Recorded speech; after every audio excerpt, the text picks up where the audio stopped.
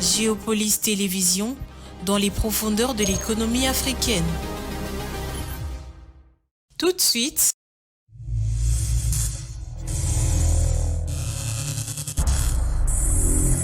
le journal.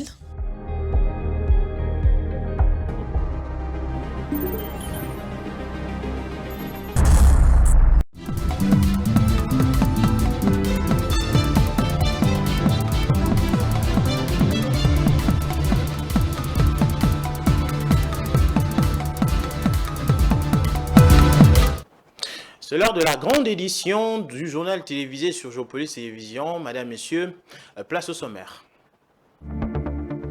Alors que le gouvernement congolais atteste que les niveaux de prix est relativement stable, la réalité est autre dans le grand marché de la ville de Kinshasa où le prix des denrées alimentaires galope continuellement. Vous aurez des détails dans ce journal. Et puis, chaque 7 novembre est célébrée la journée internationale des écrivains africains et à cette occasion, Géopolis Télévision a fait le point sur la situation de la littérature africaine. Et à l'international, de nombreux pays africains ont pris des mesures pour favoriser les échanges commerciaux intra-africains dans l'effort d'intégration économique porté par la mise en œuvre de la zone de libre-échange continentale. Encore une fois, bienvenue dans ce journal, Madame, Messieurs.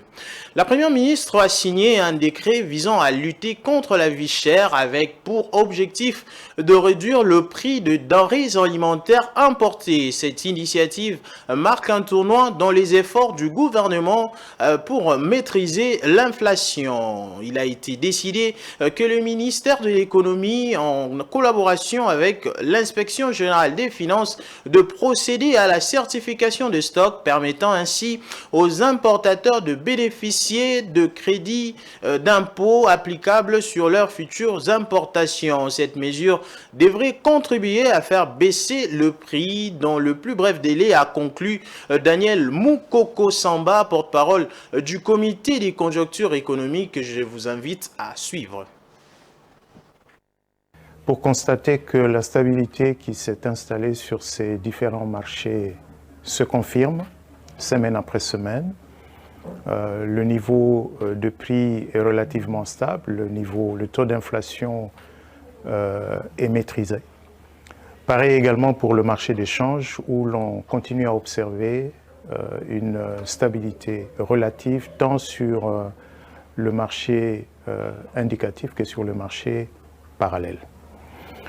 Mais puisqu'on tend vers la fin de l'année, le comité s'est également appesanti sur l'exécution des dépenses publiques, le niveau d'exécution des dépenses publiques. Vous savez qu'il nous reste 2 mois pour l'exercice 2024 et pour préserver la stabilité qui est constatée depuis quelques mois, la clé c'est bien sûr une bonne maîtrise dans l'exécution des dépenses publiques et dans la mobilisation des recettes. Le mois de novembre est un mois fiscal.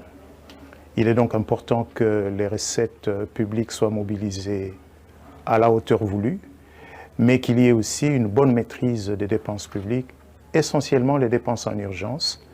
Le gouvernement s'est fixé l'objectif de garder un niveau, on va dire, tolérable de dépenses en urgence, mais il est évident que des efforts supplémentaires sont nécessaires pour une bonne tenue de ces dépenses, surtout en cette période de fin de l'année. D'ailleurs, à ce sujet, la réunion du comité de conjoncture économique a pris la résolution d'obtenir des ministères des Finances et du ministère du Budget un plan de trésorerie pour les 2 derniers mois de cet exercice, donc de cette année, de manière à ce que nous ayons une bonne prévisibilité de la manière dont nous allons contrôler les dépenses publiques.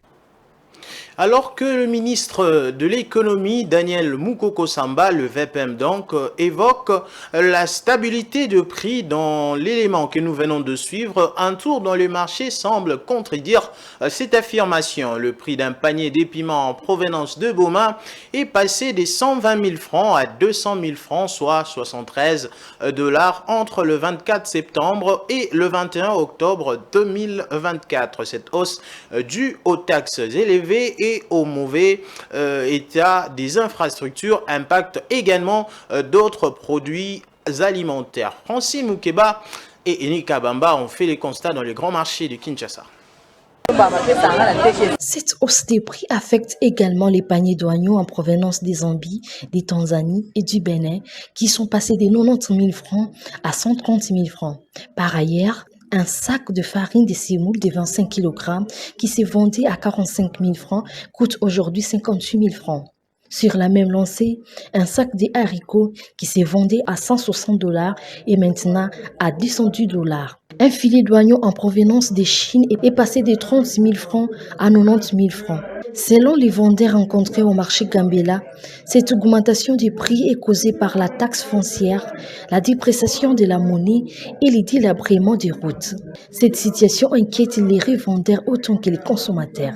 La pilipili toza kosomba ngo 40 000, 50 000, eye komata 100 000. Mais ti lelo ekomi na 200 000.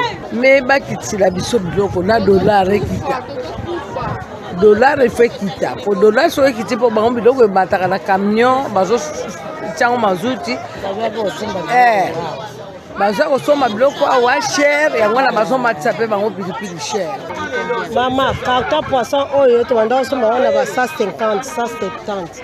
Singo ndoto olo babo ekomi ba 270 ata yo moko tola ndenge matiwa tokoteka ngo ndenge nini tokozwa bénéfice ndenge nini tozokende ndenge nini emati matungulu emati na tanga kala wana oyo eleka tobanda kosomba matungulu ba 25 000 ba 35 000 neti lelo tana na somba yango 120 000. Différence ya mbongo ebele toteka bilo tozwa bénéfice te soko okuti lelo 120 000 lobi oteki lobi lero okende ok kokuta ngo ekomi prix ebele esu ndenge osombaki kasi kozi moto olandela bapia oyo aza te moto olandela bapia oyo osombai na kombe ochabo aza te neti omoi biloko soki mboka na biso ezalaki bien mbele biloko ezoyelaka na nzela na biso nde eya pa baninga ya biso siko bataxe eleki ebele. Pour s'attaquer au problème de la hausse des prix des denrées alimentaires en RDC, il est nécessaire de mettre en place un ensemble complet d'interventions politiques. Ces politiques devraient aborder à la fois les vulnérabilités externes et les inefficacités internes qui contribuent à l'inflation, ainsi que les problèmes systémiques de corruption et de mauvaise gouvernance qui ont permis à la situation de s'aggraver. Alors que le prix flambe, une autre crise frappe cette fois à l'échelle planétaire. Pour la première fois, la limite de 1,5 degré Celsius de réchauffement sera franchie sur une année civile, ce qui ferait de 2024 l'année la plus chaude jamais enregistrée. Les conséquences de ces réchauffements climatiques se font déjà sentir dans de nombreux pays, y compris en République démocratique du Congo. Cette situation pourrait sérieusement compromettre les efforts économiques du pays. Commentaire signé Damani Mujinga. L'année 2024 est sur le point de devenir la plus chaude jamais enregistrée, avec un dépassement historique de la limite de 1,5 degré Celsius de réchauffement par rapport au niveau pré-industriel, selon un rapport de l'Observatoire européen Copernicus, publié ce jeudi 7 novembre. Ce phénomène de réchauffement mondial a des répercussions dramatiques, en particulier pour des pays vulnérables comme la République démocratique du Congo, où les effets du changement climatique risquent d'aggraver les inégalités et de compromettre les efforts de développement. Le rapport 2023 de la Banque mondiale sur le climat et le développement de la RDC souligne la grande vulnérabilité du pays aux événements climatiques extrêmes tels que les inondations et les sécheresses. Ces catastrophes pourraient ralentir les progrès réalisés en matière de réduction de la pauvreté et exacerber les défis socio-économiques. En l'absence des mesures d'adaptation adéquates, le PIB de la RDC pourrait chuter jusqu'à 13% d'ici 2050. Les populations les plus vulnérables, déjà exposées à un manque d'accès à l'eau, à l'électricité et à des infrastructures de base, seraient les plus durement touchées. Les impacts du changement climatique en RDC vont bien au-delà de la dégradation des conditions de vie. Ils risquent de déstabiliser l'économie du pays, notamment en affectant l'agriculture, un secteur essentiel pour la sécurité alimentaire de la population. Le manque d'adaptation face aux conditions climatiques extrêmes pourrait ainsi entraîner une baisse importante de la productivité agricole, aggravant encore la crise alimentaire. Face à ces défis, la RDC doit redoubler d'efforts pour renforcer sa résilience face au changement climatique. Cela implique d'adopter des stratégies de développement durable, intégrant des mesures d'adaptation comme la gestion intégrée des paysages, le soutien à l'agriculture intelligente face au climat et la diversification de son économie. La Banque mondiale recommande également d'investir dans des infrastructures résilientes et de favoriser la participation du secteur privé pour soutenir une transition vers une économie plus verte et durable. Parmi les solutions proposées figurent le développement de l'hydroélectricité, la promotion des pratiques minières durables, la préservation des forêts et l'amélioration de l'accès aux services de base pour les populations. Cependant, ces initiatives nécessitent des investissements considérables. Pour compenser les effets du changement climatique, la RDC devra investir jusqu'à 9% de son PIB supplémentaire d'ici 2050. Autre chose, à présent, à l'occasion de la journée internationale de l'écrivain africain, la bibliothèque Wallonie-Bruxelles a célébré deux grandes figures de la littérature congolaise. Il s'agit de Clémentine Nzizi et Marie-Eugénie Mpongo. Ces écrivaines, par leur parcours exceptionnel, incarnent le talent et la richesse de la voix féminine africaine. Rosie Chioyo était sur place. Alors que le monde célèbre la journée internationale des écrivains africains, deux écrivaines congolaises des talents étaient à l'honneur au centre Wallonie-Bruxelles. Il s'agit de Clémentine Nzizi et Marie-Eugénie Mpongo qui ont remporté ex aequo le premier prix de poésie. Marie-Eugénie Mpongo, l'une des lauréates, a souligné l'évolution du langage et de l'esprit de la jeunesse actuelle, un phénomène largement présent dans la littérature contemporaine, se traduisant par des récits empreints de modernité et de réflexion.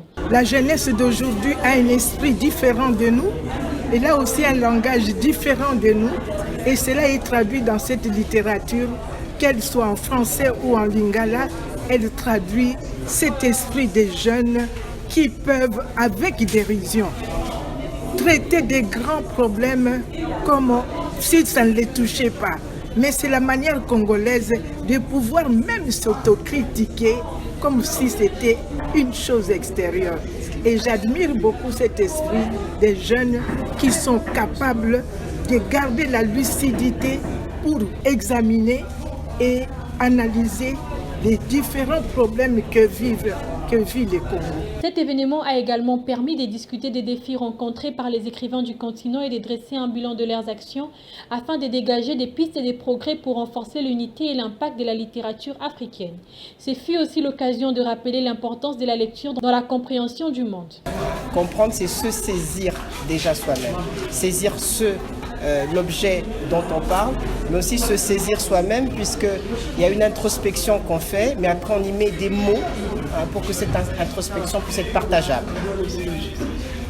Maintenant, on peut être un peu plus, on peut contextualiser cela. Aujourd'hui, nous sommes là pour rendre hommage à deux dames littéraires, Madame Mpongo et Madame Clémentine Nzizi. Je suis heureux de voir l'accueil que les jeunes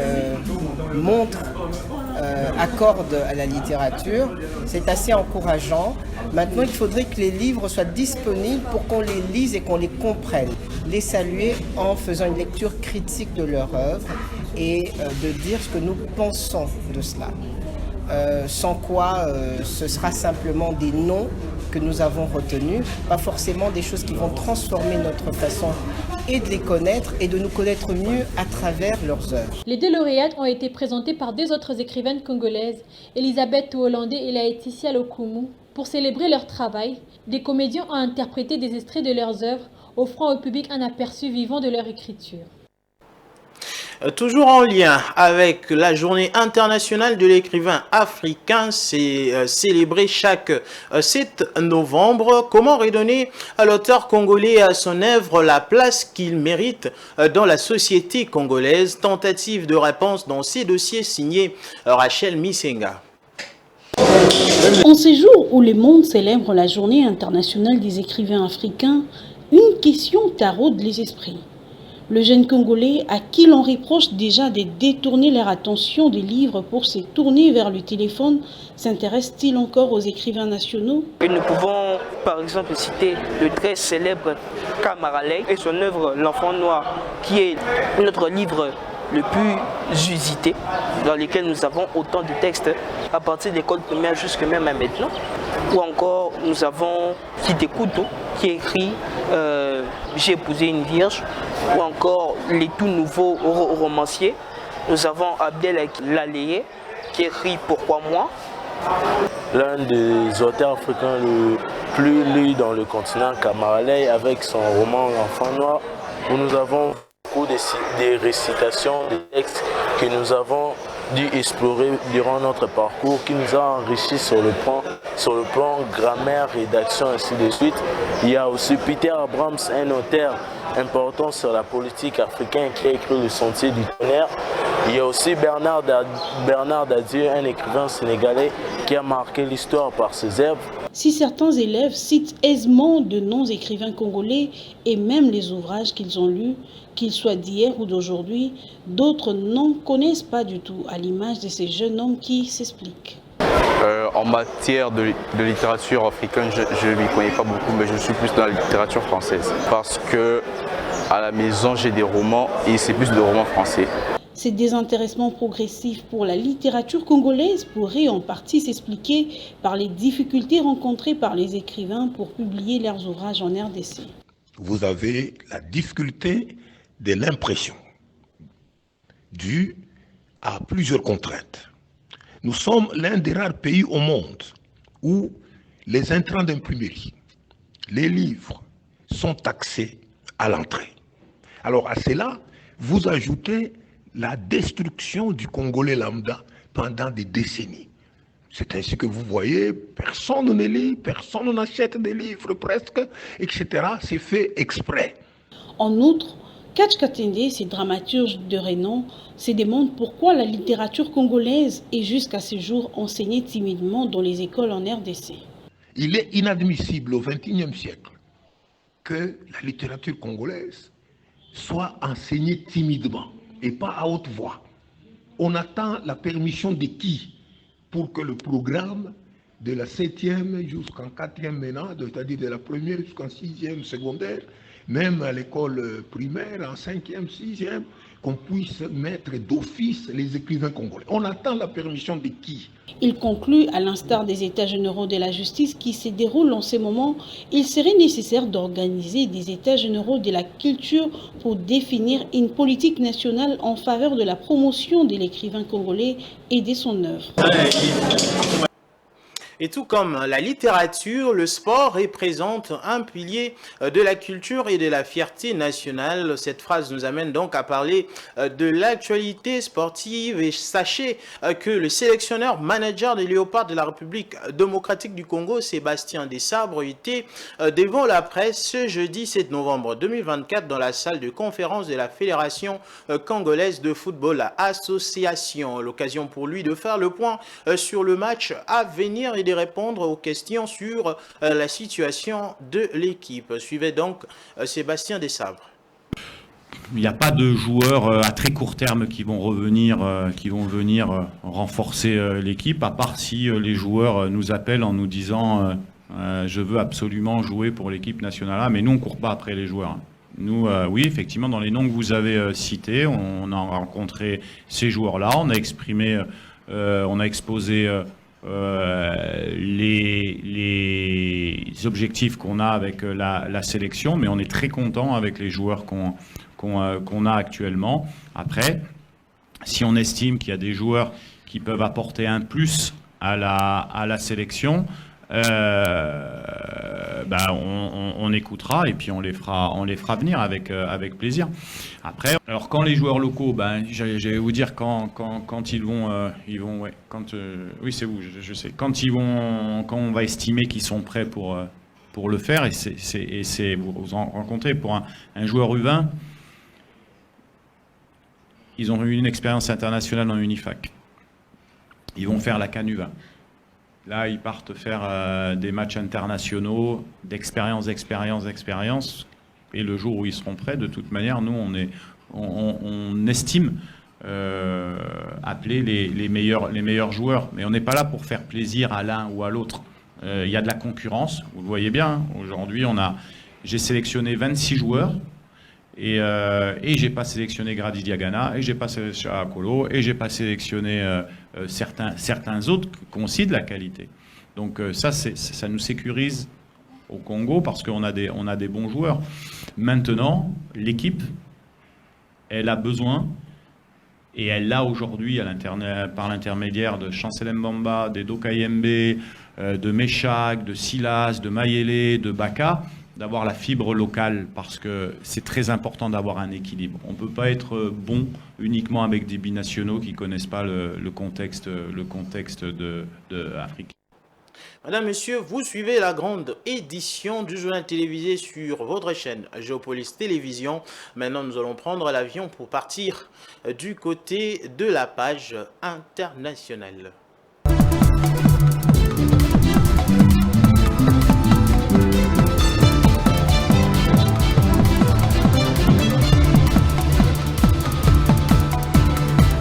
À propos de développement en Afrique, une attention particulière est également portée à l'intégration économique, notamment grâce à la zone de libre-échange continentale, dans un contexte où le commerce sous-régional représente encore une part relativement faible. Les experts estiment que la simplification de procédures douanières est essentielle pour une meilleure intégration économique, un modèle d'intégration que de nombreux pays africains cherchent à appliquer. Suivez. Au Bénin, les projets d'appui au développement du maraîchage PADMAR en sigle, initiés par le gouvernement en partenariat avec le Fonds international de développement agricole, a reçu un soutien financier de 16 milliards de francs CFA du Fonds de l'OPEP pour le développement international au FID en sigle. Ces soutiens permettra le financement de la phase d'extension du PADMAR dans 27 communes stratégiques du pays. Ces soutiens, annoncés en marge des assemblées annuelles 2024 du FMI et de la Banque mondiale, vient appuyer le plan stratégique de relance du secteur agricole adopté en 2011. Les communes ciblées, notamment Karimama, Parakou, Djougou, Boïkon et Akpro-Miserete, bénéficieront d'une zone de couverture de 18 109 km² abritant plus de 5,8 millions de personnes. Le développement du maraîchage dans ces pays d'Afrique de l'Ouest est essentiel pour renforcer la sécurité alimentaire et la résilience des agriculteurs. Grâce à cette extension, les PADMAR devraient permettre aux producteurs locaux de mieux répondre aux exigences du marché régional tout en participant à la réduction de la pauvreté dans les zones rurales.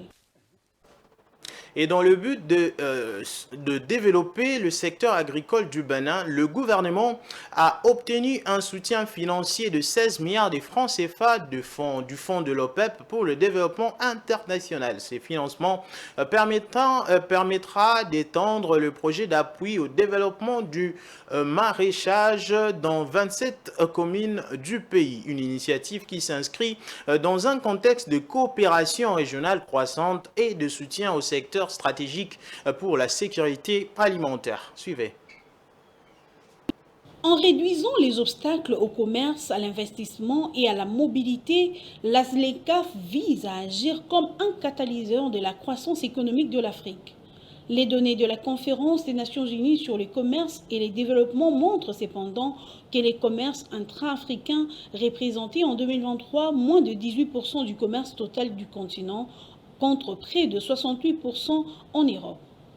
Pour changer ces narratifs, en 2023, le Nigeria a voté le Nigeria Customs Service Act avec une loi devant faciliter l'efficacité commerciale du Nigeria et la croissance de PME en s'alignant sur un objectif de stimuler les exportations et de favoriser le commerce intra-africain. En juillet 2024, cette loi a permis à Chinwe Ezewa, PDG de la Look Nigeria Limited, de devenir la première femme à exporter des marchandises dans le cadre de l'initiative de commerce guidé de la ZLECAf vers l'Afrique de l'Est. Le Nigeria a également investi dans les entreprises numériques et créatives, envisage de s'engager pleinement dans la mise en œuvre de protocoles sous-régionaux sur les commerces numériques. Il est crucial que l'initiative pour le commerce guidé s'aligne sur les objectifs plus larges de la ZLECAf qui prévoit une augmentation de 53% du commerce intra-africain d'ici 2035. Et pour compléter l'actualité, place à présent à la revue de presse, sélection et commentaires de Francine Moukeba.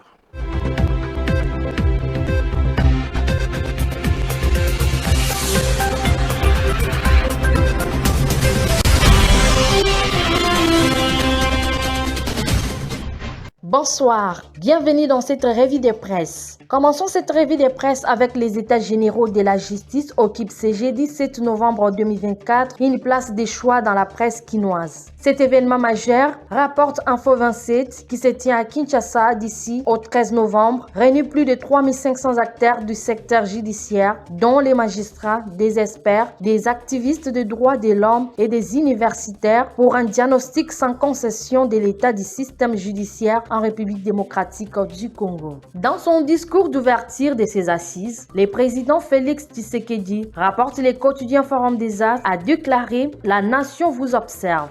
Avertissons les magistrats que chaque écart et toute compromission avec les valeurs de probité et de droiture serait désormais puni. Le président a ajouté, enrichi la prospérité, que le temps des avertissements est révolu et que des mesures fermes seront prises contre ceux qui trahiraient leur mission et leur serment. Les foires rappellent que ces assises font écho à celles de 2015, soulignant qu'une évaluation des recommandations de ces assises est indispensable pour mesurer les progrès des réformes passées. Le ministre de la Justice, Constant Mutamba, n'a pas hésité à pointer les maux dont souffre la justice congolaise, notamment des conditions de travail déplorables, les magistrats corrompus et une insatisfaction généralisée de la population face à l'injustice. En matière de sécurité, le journal rapporte les efforts de la RDC et la Zambie pour la sécurité aux frontières. Les experts de ces deux pays seront retrouvés à Kitwe, une ville zambienne, pour élaborer des recommandations visant à mieux lutter contre les crimes transfrontaliers, notamment le long de la frontière, un point clé pour la coopération bilatérale entre les deux pays. Enfin, la référence Plus s'intéresse aux retombées possibles de l'élection de Donald Trump sur les relations internationales. Le journal met en lumière la délocalisation controversée de l'ambassade des États-Unis à Jérusalem, une décision qui a exacerbé les tensions au Moyen-Orient. Toutefois, le journal note aussi que la politique de Trump a indirectement soutenu la transition démocratique de la RDC en 2019, contribuant à une passation pacifique et civilisée du pouvoir entre Joseph Kabila et Félix Tshisekedi. Fin de cette revue de presse. Au revoir. Mesdames, Messieurs, c'est avec cette lecture de journaux parus dans la ville de Kinshasa ce jeudi 7 novembre 2024 que nous bouclons ces journaux. Place au rappel de titres.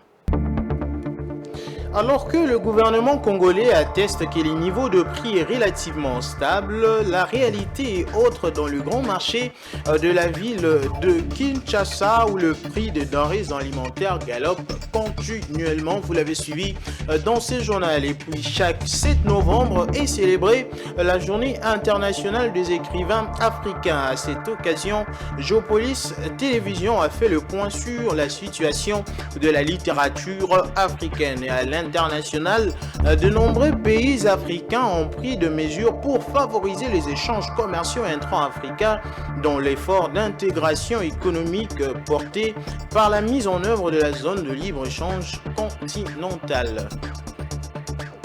Madame, Messieurs, ce journal est terminé. Merci à vous de nous avoir suivis. Très bonne suite de programmes sur votre chaîne qui, à partir de 21h, vous proposera un plateau spécial. Nicolas Kazadi, ancien ministre de Finances, d'abord accusé puis disculpé dans cette affaire de forage et des lampadaires, rompt le silence ce soir à partir de 21h. Une émission à ne pas rater. Vous connaîtrez toutes les vérités sur cette affaire avec Nicolas Kazadi qui sera donc interrogé notamment par Willy Kalengai. Au revoir et à très bientôt.